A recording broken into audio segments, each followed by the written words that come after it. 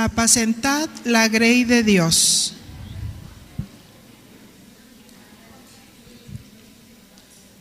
Primera de Pedro 5:1.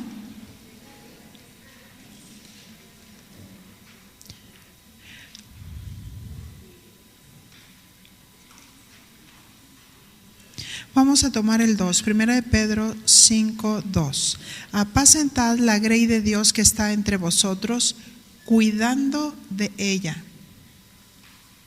no por fuerza, sino voluntariamente, no por ganancia deshonesta, sino con ánimo pronto, no como teniendo señorío sobre los que están a vuestro cuidado, sino siendo ejemplos de la grey. Cuidando de ella. Estamos hablando de la supervisión. Primera de Corintios 3:10.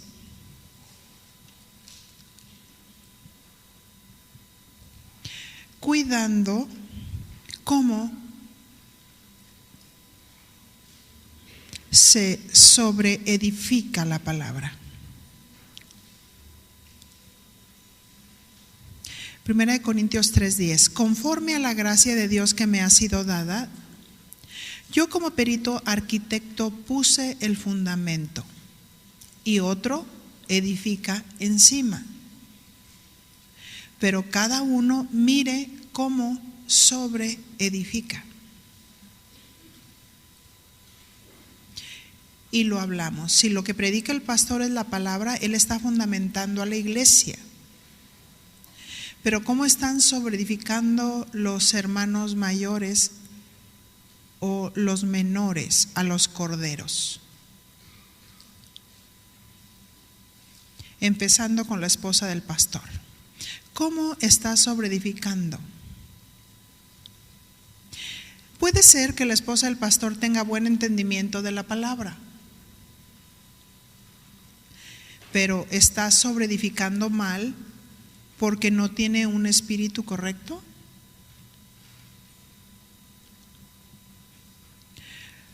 No respeta a las ovejas,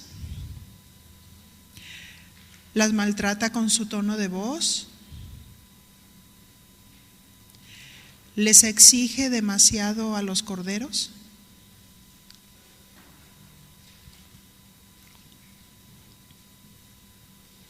El pastor debe supervisar a su esposa, y yo espero que los pastores escuchen esta enseñanza. ¿Cómo se conduce? ¿Cómo trata a la gente? ¿Cómo se expresa? ¿Cómo se viste? Pedirle cuentas de su trabajo.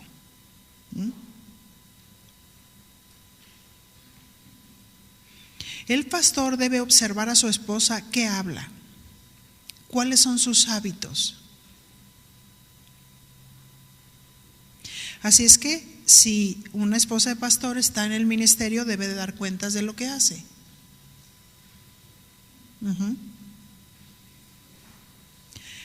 Igualmente, no hacer nada independiente que no haya consultado.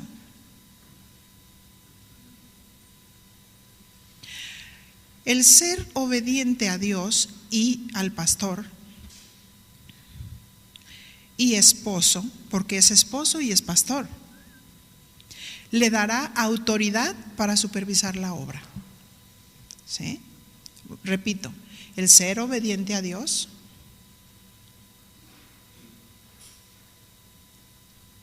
a su esposo y pastor le dará autoridad para supervisar la obra.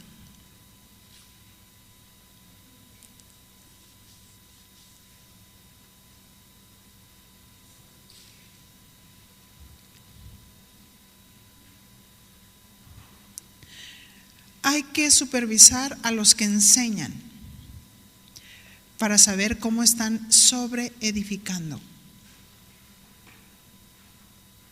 Lógicamente que la gente que sirve debe de tener una preparación o estar en preparación previa para enseñar a otros. Pero tristemente observamos que aunque tienen buena enseñanza, su corazón no es recto. Por esa razón es importante supervisar para brindar un cuidado adecuado. Hay ocasiones que pastores sufren con sus esposas. ¿Sí sabían eso? ¿Sí? Porque hay mujeres que no se sujetan, hay mujeres que no respetan a su marido, no respetan al pastor. Y si una mujer no se sujeta, es una mujer que tiene poco futuro en el ministerio.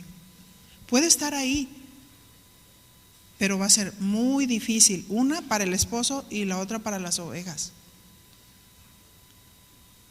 ¿Sí?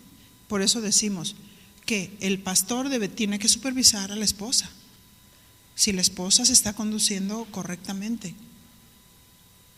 ¿Sí? Hay que tener mucho cuidado y menciono lo mismo del dominio porque hay personas egocéntricas, o sea, esposas de pastor egocéntricas que quieren toda la atención para sí y no permiten una opinión contraria. Si esa opinión contraria es basada en la palabra de Dios, siempre va a ser bien recibida. Sí. Con la actitud correcta, ¿verdad? Siempre va a ser bien recibida. Pero es difícil para ellos también. Es difícil cuando un hombre no toma la autoridad con su esposa. Porque tarde o temprano Dios no la va a respaldar y va a quedar fuera.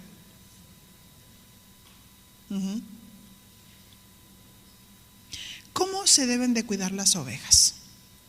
Dice, no por fuerza, sino voluntariamente. ¿Qué significa no por fuerza? Del griego anankastos.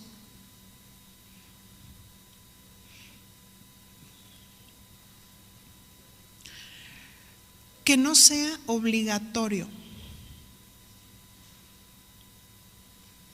No sientas que es algo obligatorio.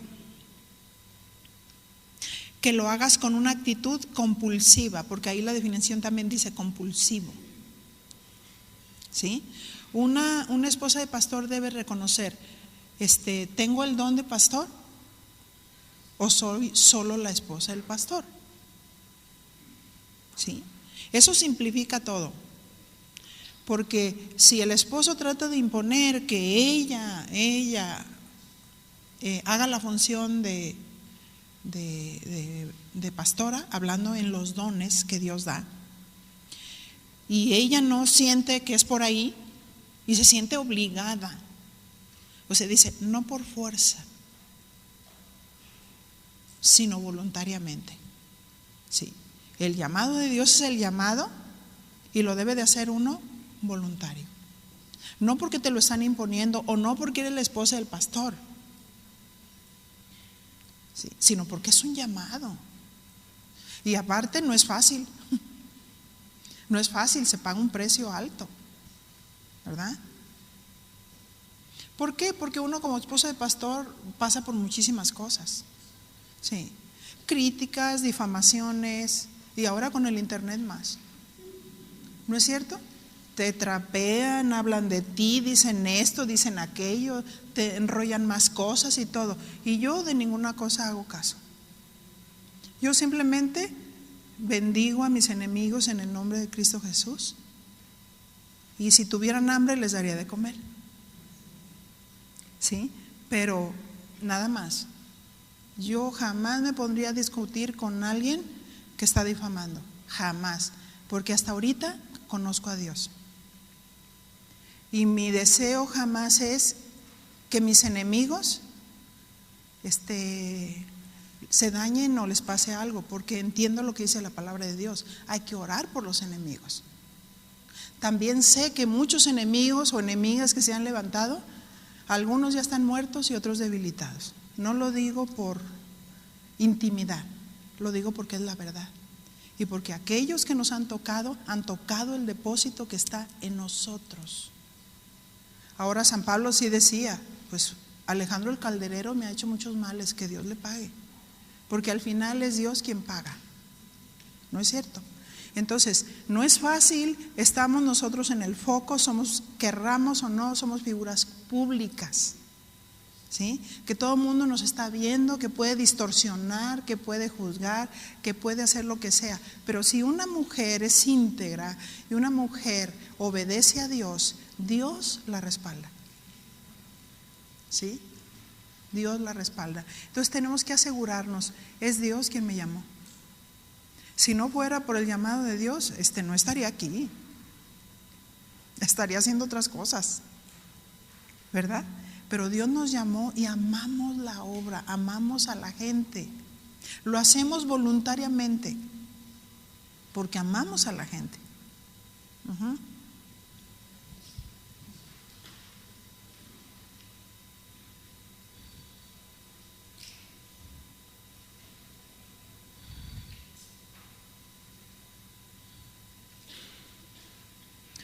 Algunas en ese llamado, si son llamadas, pueden estar desinformadas de cuál es su misión o su llamado. Todo esto nos está ayudando a entender. O espera un reconocimiento en cuanto a su ministerio. Nunca debemos de buscar reconocimiento, que otros nos reconozcan y digan, no, ella, no.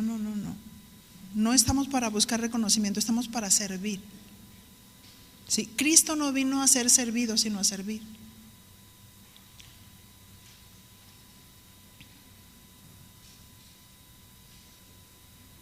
Así es que si hemos sido llamadas, vamos a hacerlo voluntariamente por amor a las ovejas, ni por ganancia deshonesta. O sea, que tú decidas servir por la paga económica. A ver, ¿cuánto me van a pagar? ¿Verdad? ¿Cuánto hago? ¿Cuánto estudio? ¿Cuánto esto? ¿Cuánto me van a pagar? No.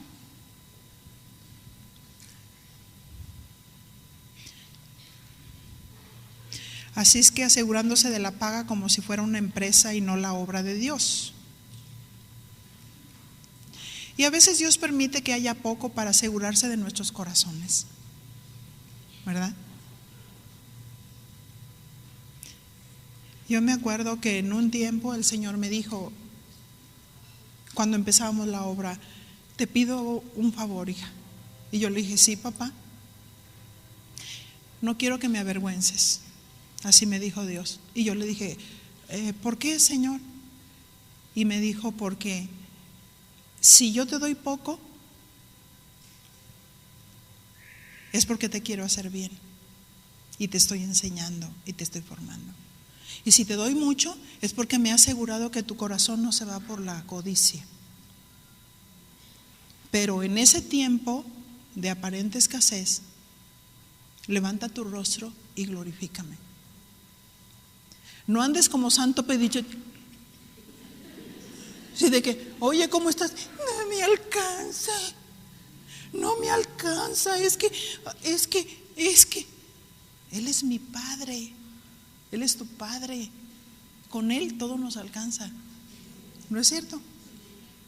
Si buscamos su reino, su justicia, todo es dado por añadidura. Y la añadidura no es algo que nosotros trabajemos por eso, sino que lo añade, lo pone a nuestro lado. Y aquel que sirve a Dios y lo sirve voluntariamente y lo sirve con corazón recto, Dios suplirá todas sus necesidades. Como Él dijo, ¿no? Si da poco es porque nos está enseñando, pero debemos de glorificar a Dios con nuestras acciones, con el ánimo pronto. ¿Cómo estás? Pues cuando no me va bien, me va mejor. Porque todo lo que Dios permita tiene un fin, tiene un propósito. Es una riqueza, es una herencia que nos quiere dar con cada experiencia que Dios permite en nuestras vidas. Aquellos que no conocen a Dios, porque en esta generación se está levantando una generación intemperante. Esas son de las generaciones que habló la Biblia. Y se levantarán los hijos y aborrecerán a sus padres. blasfemos, intemperantes. ¿Acaso no tenemos hoy en estos tiempos la generación intemperante? Esos a veces que están ahí usando las redes para maldecir la obra de Dios. No saben ni lo que están haciendo, de verdad. No saben. Esa es la generación de estos tiempos. Los que no tienen temor de Dios, los que abren la boca sin el temor de Dios y no saben que va en contra de ellos. Eso es tremendo.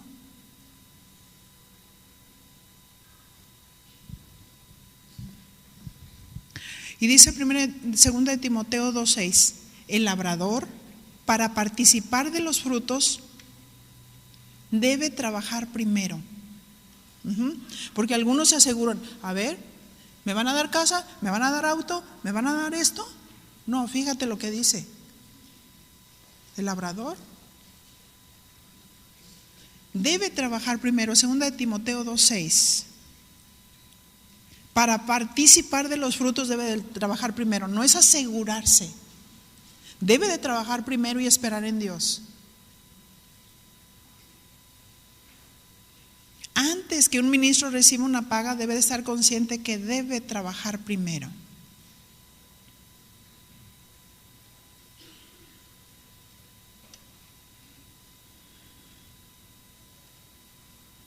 Y Dios nos prueba, ¿verdad que sí? Yo recuerdo cuando nosotros comenzábamos la obra, llegó un señor a nuestra casa y le dijo, Chuy, vengo por ustedes. Nosotros empezábamos casa de oración. Vengo por ustedes. Mira, vámonos a tal, es una de las provincias de México. Ya tengo todo listo, ya les compré casa, auto y un buen sueldo. Pero ahí quiero que te vayas, ahí quiero que levantes la obra. Y le dijo, no, espérame, hermano. Es que tú no has entendido. Dios me llamó a levantar casa de oración. No, vámonos, pero ¿cómo es posible?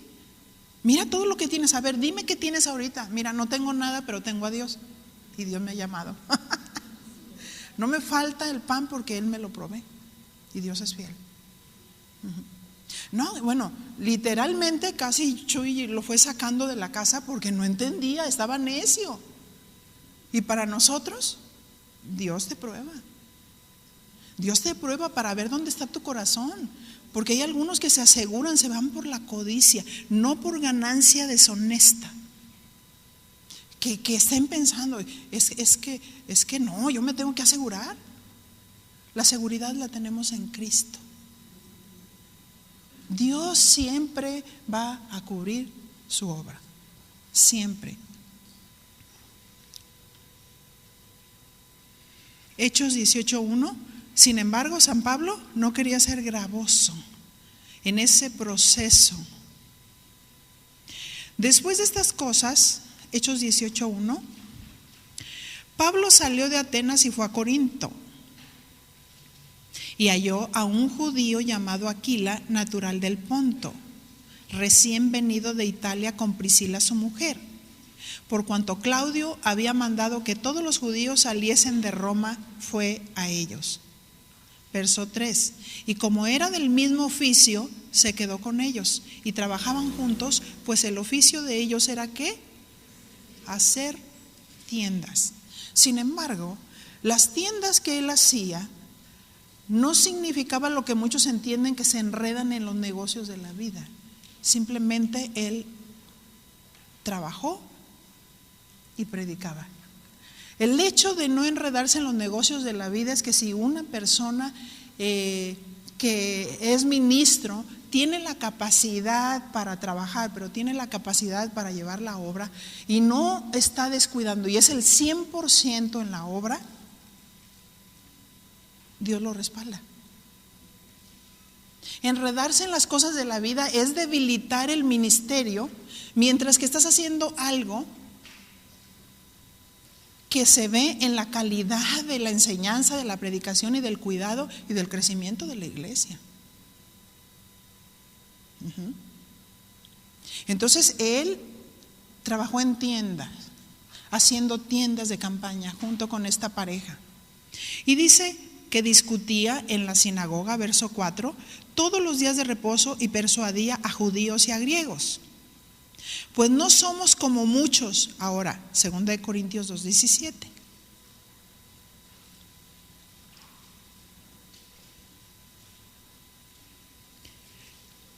Que medran falsificando la palabra de Dios, sino con sinceridad, como de parte de Dios y delante de Dios, hablamos en Cristo.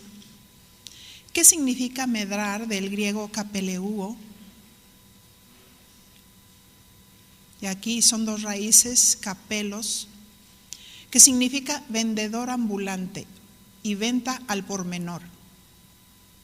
Por implicación, adulterar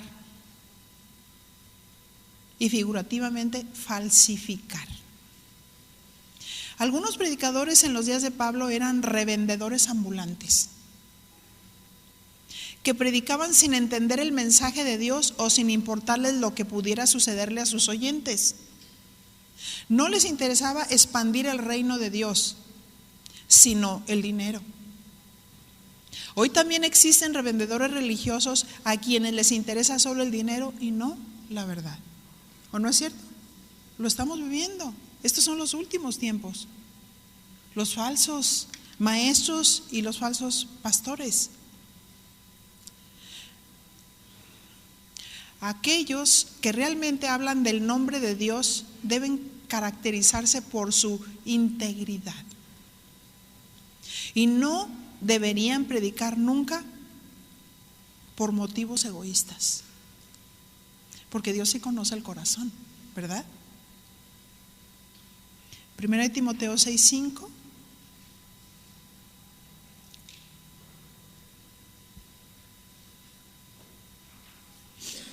Este tipo de hombres, disputas necias de hombres corruptos de entendimiento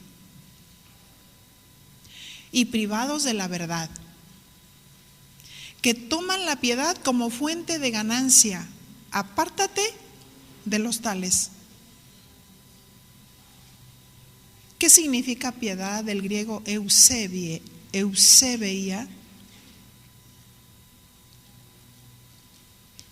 El esquema del evangelio, o sea, los principios del evangelio significa la piedad. O sea, toman el evangelio como fuente de ganancia. Pero gran ganancia es la piedad acompañada ¿de qué? De contentamiento. O sea, el gozo que es compartir la palabra de Dios y no por ese interés de ganar algo. El verso 7, 1 Timoteo 6:7, porque nada hemos traído a este mundo y sin duda nada podremos sacar. Ahí dice este verso. Así que teniendo sustento y abrigo, estemos ¿qué? Contentos con esto. Porque los que quieren enriquecerse caen en tentación y lazo y en muchas codicias necias y dañosas, que hunden a los hombres en destrucción y perdición. Porque muchos ya dicen que ese es el evangelio. O sea, pura prosperidad. Ese no es el evangelio. La prosperidad verdadera viene cuando obedecemos. Verso 10 dice, porque raíz de todos los males es el amor al dinero, el cual codiciando a algunos se extraviaron ¿de qué? De la fe. Y fueron traspasados de muchos dolores. Así es que tenemos que cuidar a las ovejas por amor y no por codicia del dinero. Porque el asalariado solo piensa en dinero y no le importa a la gente. Considera lo que digo, dice el verso 7, 2 de Timoteo 2:7. Considera lo que digo y el Señor te dé entendimiento en todo.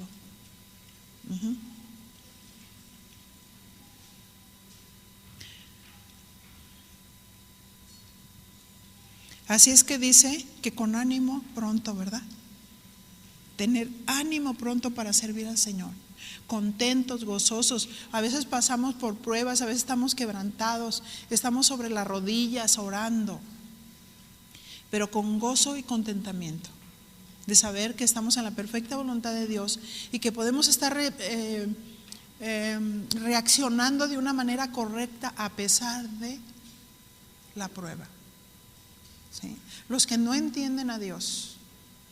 Estábamos nosotros tratando el caso de una jovencita que nació chiquita en la iglesia y sin embargo en la edad que hoy tiene es un cúmulo de confusión en su mente. Es un tipo de personas superdotadas que razonan la palabra de Dios pero de una manera negativa, en el sentido de pues no, yo no puedo realmente creer en un Dios así, en un Dios cruel que permite guerras, que se maten niños, que esto. O sea, la mente humana no puede entender. Y no vamos a entender la palabra de Dios con la mente humana, pero Dios habló de esa generación.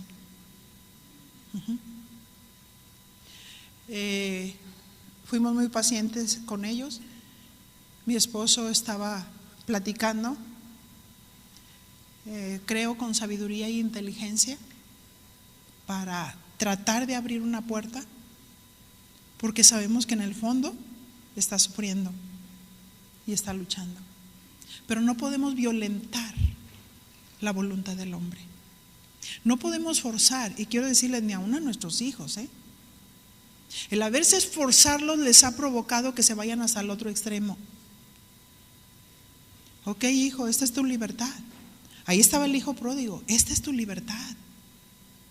Te he hablado una y otra vez, pero tú quieres irte, toma tus bienes. Se va perdidamente, vive, toca fondo, se arrepiente y entonces regresa, pero su padre no lo buscó. Y siempre esperaba a ver a qué horas el hijo regresaba. Pero cuando regresó, lo recibió con los brazos abiertos. No echemos a perder la obra de Dios. Estemos atentos.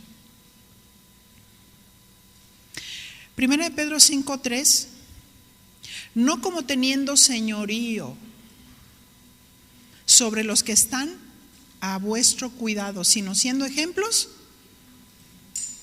de la grey. No como teniendo señorío, del griego katakurieuo, así. Con cada kilo, la intermedia y la primera, katakurieuo. Así es que todo lo busca. ¿Qué significa de señorearse en contra?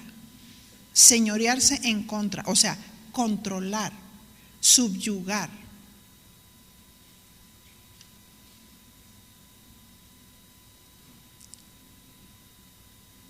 Ejercer potestad, dominar, enseñorearse contra. Sí. No hizo lo que le dije, entonces un enseñoreamiento, ¿no?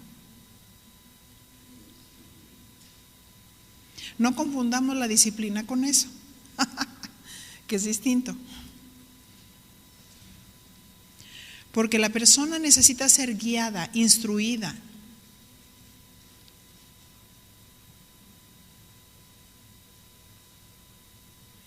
Hay que guiarle, instruirle y que las cosas las hagan por convicción.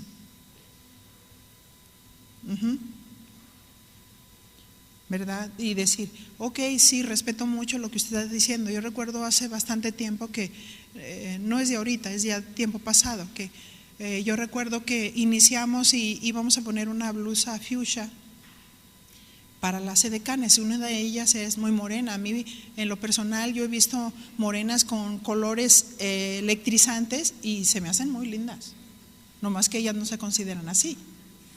Y entonces yo iba pasando y escuché que dijo, ay, a mí no me gusta la blusa fuchsia, y que por esto y que por aquello. Entonces me regresé y le dije, ¿no te gusta? Y entonces dijo, no. Y yo le dije, bueno, mira, respeto tu opinión, ¿sí? Pero sí se ha tomado una determinación y sí entiendes tú que 2 o 3 personas, nosotros tomamos esa determinación. Entonces, ¿cómo ves? ¿Crees que la puedas usar? Y dijo ella, ¿se fija? Que es diferente. ¿No la quieres usar? Pues la vas a usar, si no, hoy es el último día que estás en el ministerio. ¿Eso está bien? No. Pongo ilustraciones así de prácticas, pues para que podamos entender, ¿no? Yo creo que con sabiduría se hace la guerra, ¿sí? El que domina su espíritu es mejor que el que toma una ciudad.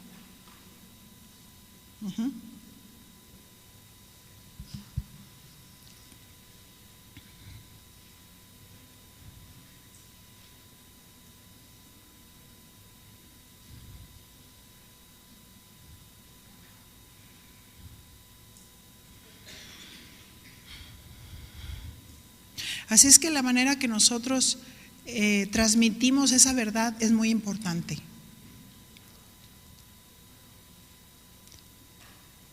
No enseñorearnos, sino que lograr que ellos lo hagan con ánimo pronto y voluntariamente.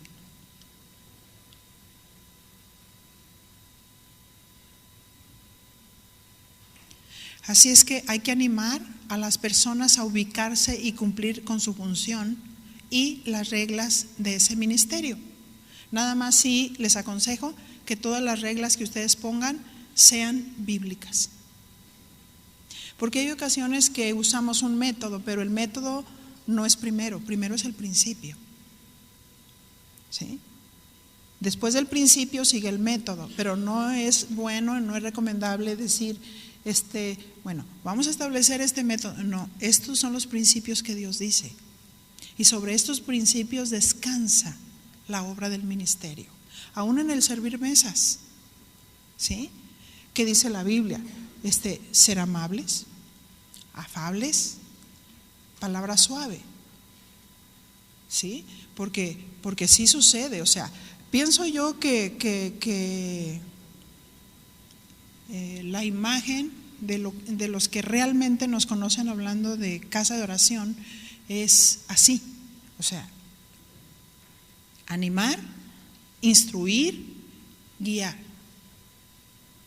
Eso es lo que enseña la palabra de Dios. En alguna ocasión, que esta pastora ya no es casa de oración, me llama y me dice, oye Vicky, fíjate que nos llega gente de Guadalajara y nos llega aquí a casa de oración y nos dice, le pidió el ujier que pasara a sus hijos al departamento de niños. Y entonces dice, y la persona dice que no, que en Guadalajara que se hace de esta manera y que toda la cosa, y no quería pasar a sus hijos. Le digo, mira, eso no es lo que está reflejando lo que vivimos en casa de oración. En casa de oración tenemos un orden, pero ¿sabes qué? Amamos a la gente y la respetamos. Si es una persona que viene por primera vez, yo no quiero imponer una regla. Si esa persona ni siquiera conoce a Dios, ¿sí? Yo puedo ser consecuente con esa persona y decir, no se preocupe si usted no tiene la confianza, hoy quédese ahí en la reunión con su hija.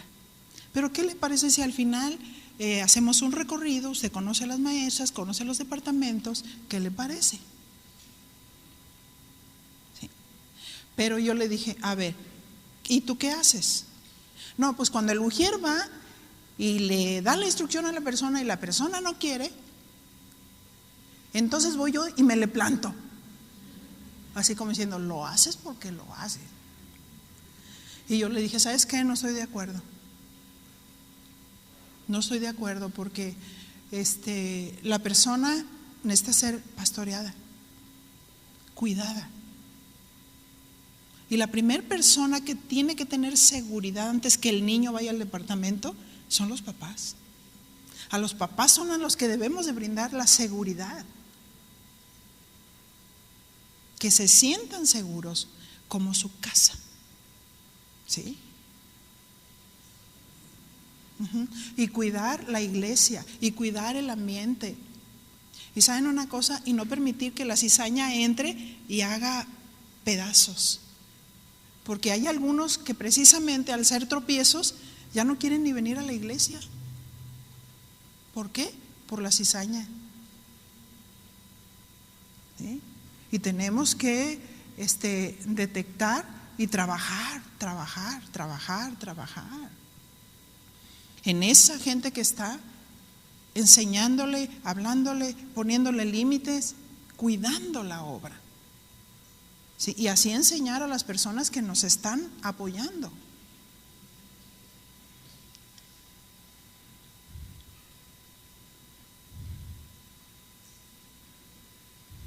Así es que una esposa de pastor nunca debe decir, usted debe de obedecer porque yo soy la pastora y usted debe de obedecer incluso lo que le di el pastor.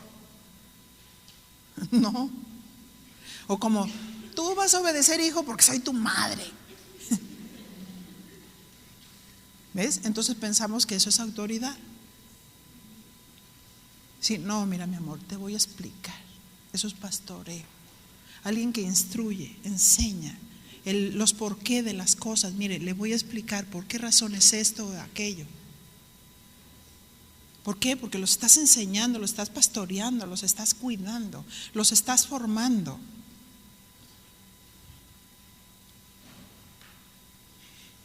Teníamos una señora, era tremenda, yo pienso que no era nacida de Dios. Traía un sombrerito, se metía en las reuniones y veía una pareja de esposos y llegaba y les agarraba el cabello y se los jalaba, pero tremendo. Usted no debe de estar haciendo eso aquí. Y andaba haciendo revuelo con todo. Y yo le dije a los pastores, vamos a tomar medidas al respecto. Le digo, por lo menos yo voy a tomar medidas en las reuniones de mujeres. Y entonces estaba yo enseñando algo sobre el amor y se acerca conmigo y dije, qué oportunidad. Y me dice, pues ya ve lo que estaba predicando. Yo siento que usted no me ama. Así me dijo. Y yo le dije, mira, te voy a demostrar que sí. Dime si no te he soportado. Porque el amor es sufrido y todo lo soporta.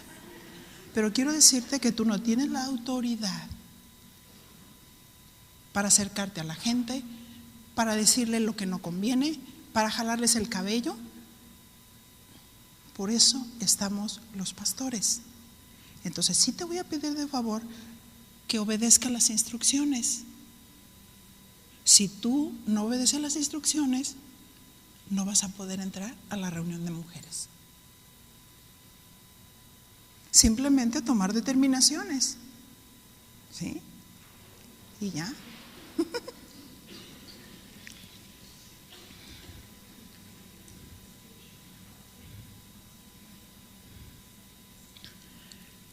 El pastor o la esposa del pastor debe de animar a la gente a obedecer, pero es importante que esa persona sea instruida a través de los principios bíblicos y que tenga bases de ese conocimiento.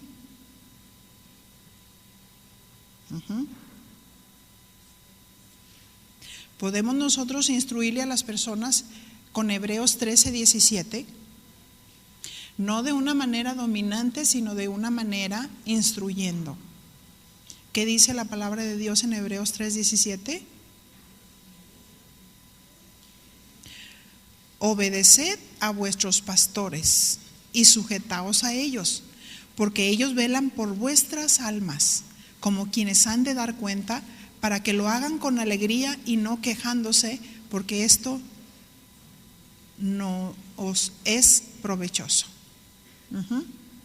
Entonces podemos instruirles, porque hay quienes tienen perdida en su vista que hay un pastor y que necesitan ser guiados, ¿verdad?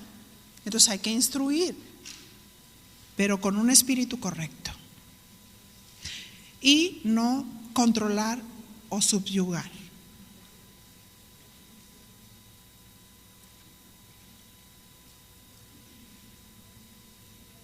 Así es que no es recomendable hablar de una manera determinante o tronar los dedos o golpear el púlpito o empuñar la mano.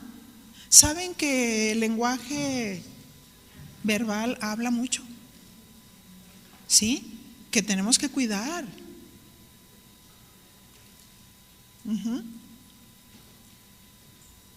El tono de voz también habla mucho cuando hablamos con la gente.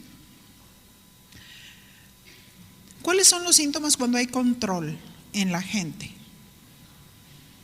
La gente se opaca, se le va el gozo.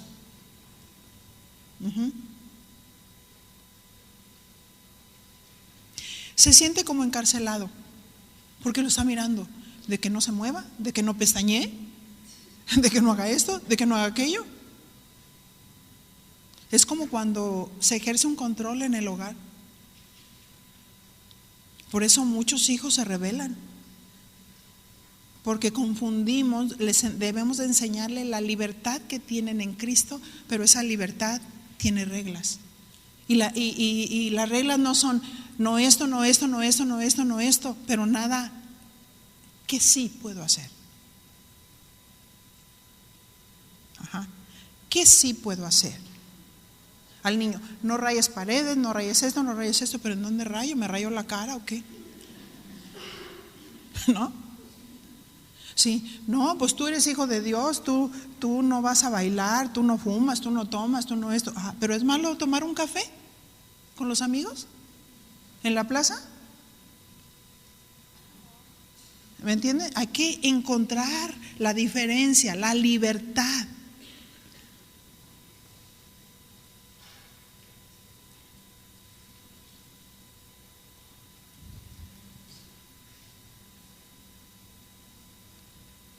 Vive miedoso.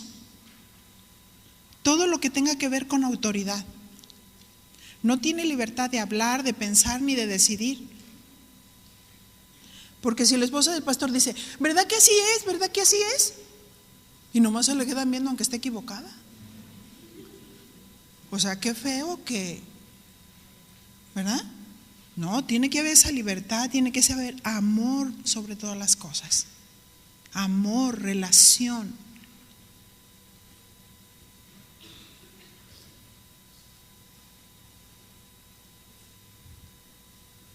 No hay crecimiento, no puede llegar a la madurez, porque hay un concepto distorsionado del carácter de Dios. Dios no es así. ¿Cuántos se sienten bien con el Señor? ¿Verdad? ¿Por qué? Porque sabes que te puedes mover en esa libertad con Él, sabes que Él no es controlador, sabes que Él te dice la verdad en amor, sabes que Él te va a disciplinar cuando te portas mal, ¿verdad? Y lo aceptas porque dices, me ama, porque ya has alcanzado ese entendimiento. Si una esposa de pastor tiene dominio de la gente y controla a la gente, lo más seguro es que haya en el esposo un pastor o un liderazgo débil. El pastor prefiere agachar la cabeza porque ella le arma unas cada rato. Levanta la voz, grita y él se apena y calla. Pero pienso yo que algunos pastores no deberían de decir, es que ya le he dicho. ¿Sí? Hay algunas esposas de pastores que le ponen like a mujeres que andan en rebeldía. Les dice el esposo, por favor, ¿cómo le pones like a esa persona que no está dando el fruto y que está en rebeldía? Y luego, es mi amiga. Se tiene que sujetar a su esposo, y si su esposo le dijo, no hagas esto, no lo haga.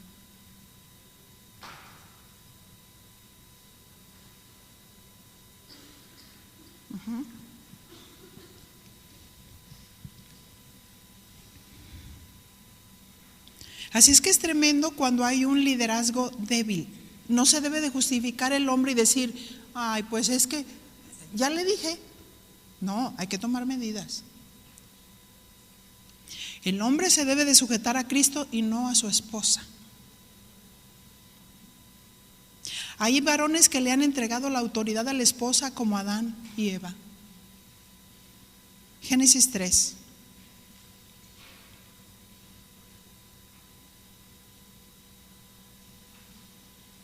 Pero la serpiente era astuta más que todos los animales del campo que Jehová Dios había hecho, la cual dijo a la mujer: ¿con que Dios os ha dicho, no comas de todo árbol del huerto?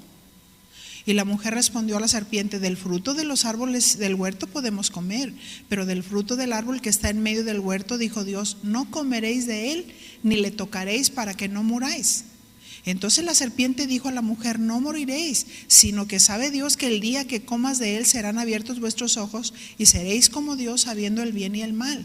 Y vio la mujer que el árbol era bueno para comer y que era agradable a los ojos y árbol codiciable para alcanzar la sabiduría, y tomó de su fruto y comió, y dio también a su marido, el cual comió así como ella. Así es que se lo dio y él le cedió la autoridad a ella.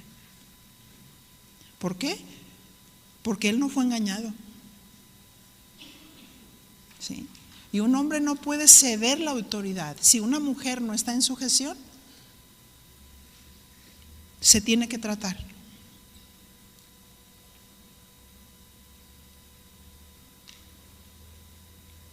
Si el hombre no toma la autoridad, tarde o temprano ese ministerio va a ser infructuoso y no va a cumplir el propósito de Dios. Él debe de tomar la autoridad en amor y no permitir que la mujer lo domine. Primera de Timoteo 2:12.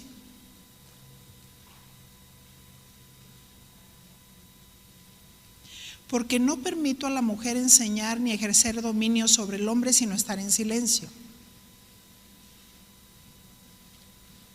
Así es que no significa que la mujer no puede predicar. Significa que no debe de ejercer dominio sobre el esposo. ¿Sí? O sea, que el esposo le diga: mira, mi amor, te doy esta recomendación, y ella insista en hacer lo que le da la gana o de tener las actitudes que está teniendo.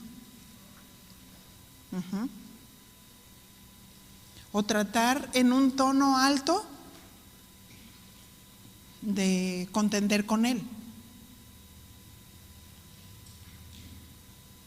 Si una mujer es ignorante de la palabra y no sabe argumentar, debería de guardar silencio. Si una mujer es preparada en las escrituras, pero tiene un espíritu de dominio sobre su esposo, que guarde silencio. Y si no se calla, no tiene autoridad espiritual para ministrar. ¿Ok?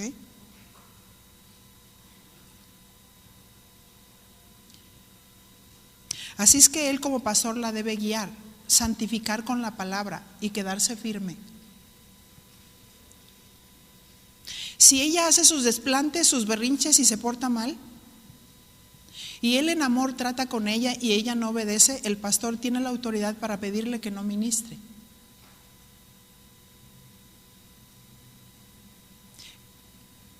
Pero es muy importante que él ejerza el pastorado no con señorío, sino con amabilidad y firmeza. Es el mismo punto.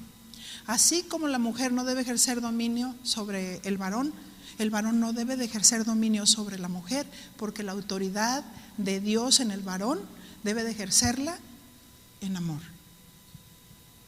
Es lo mismo. Su cabeza es Cristo, pero no porque si su cabeza es Cristo, Cristo no le grita a la iglesia. ¿Sí? Y si el varón trata de ejercer la autoridad sobre su esposa, entonces la esposa en amor le dice: amor, no tienes autoridad, porque me hablas de esta manera en ciertos momentos que te molestas.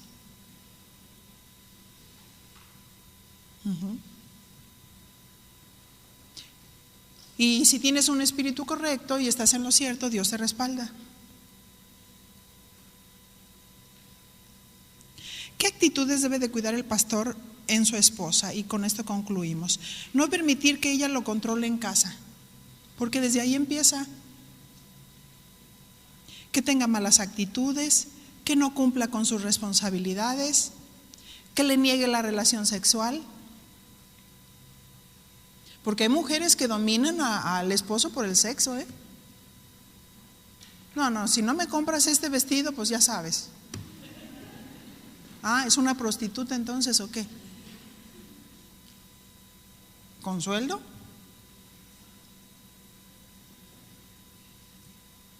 Si una mujer domina al esposo en el matrimonio, lo hará en la iglesia. ¿Sí? Hay dominio activo y pasivo. El activo es confrontándolo. No, ¿a poco crees que tú? ¿A poco tú nada más? Y el pasivo es con salamería. Ay, mi papito, para sacarle la lana. Le dice papito cuando quiere la lana.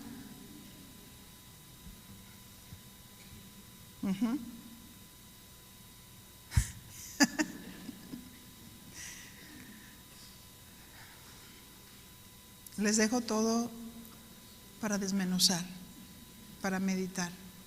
¿Sí? Se nos acabó el tiempo. Vamos a orar y yo creo que vamos a comer aquí en este lugar, pero ya con sus esposos. Dígale, te recomiendo las enseñanzas. O no, pero la que anda por el otro lado van a decir, ni las oigas, estuvieron mal. Muy mal. Oremos, ¿qué les parece? Padre, en el nombre de Jesús agradecemos por tu cuidado, por tu amor y por lo que tú nos has dado, Señor, en esta mañana. Prometemos meditar y, Señor, escudriña nuestra mente y nuestro corazón, porque tú, Señor, eres el que conoces el corazón. Y si hay cosas que nosotros ni siquiera nos hemos dado cuenta, en palabras, en actitudes, en reacciones, te pedimos, mi Señor, que tú nos hables. Oh, mi Señor, queremos hacer tu voluntad. Queremos apacentar a los creyentes en amor, en verdad, en actitudes. Y si en algo hemos cometido error en nuestra manera de ser, de hablar, de reaccionar, o hemos caído en el control, perdónanos, Señor. Perdónanos y ayúdanos. Ayúdanos, Señor, que tu Espíritu Santo nos recuerde y que nos guíe a toda la verdad. Sí, mi Señor. Y a ti te doy todo el honor, todo el reconocimiento y toda la gloria en todas las cosas. En el nombre de tu amado Hijo Jesús, Padre. Amén. Que Dios les bendiga, que lo dijéramos bien.